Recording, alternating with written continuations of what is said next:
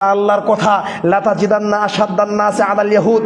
পৃথিবীতে সবচাইতে বড় শত্রু হলো ইহুদি আমার ভাইয়েরা। আর ওই ইহুদি এবং খ্রিস্টানদের কাজই হলো এই 31st নাইট ডে। এখন 31st নাইট ডে পালন করে রাতের বেলা আতশবাজি করে বান্ধবীকে মোটর সাইকেলে নিয়ে ঘুরে রাস্তাঘাটে হাট বাজার সিনেমার হল থিয়েটার কলেজ বিশ্ববিদ্যালয়ে ঘুরে আর হোটেলে মেয়েকে ভাড়া করে অন্যায় করে ইহুদি খ্রিস্টানদের পায়ে চুমা দিবেন।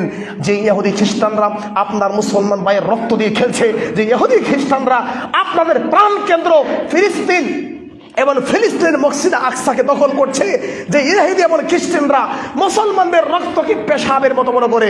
পেশাবের দাম আছে, মুসলমানের রক্ত দাম নাই।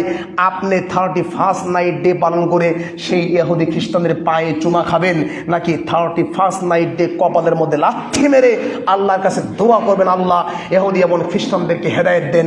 হেদায়েত ভাগ্য না থাকলে ফেরাউন, হামান, কারণ, উতবা, সাইবা, রাবিয়া, আবু জাহেল, উতবা, এরপরে মীর জাফর, এই সমস্ত যারা পৃথিবীতে যুগে যুগে বড় বড় সন্ত্রাসী ছিল, এদেরকে যেমন আপনি ধ্বংস করেছেন, ফেরাউনকে ধ্বংস করে পৃথিবীতে নমুনা রেখে দিয়েছেন।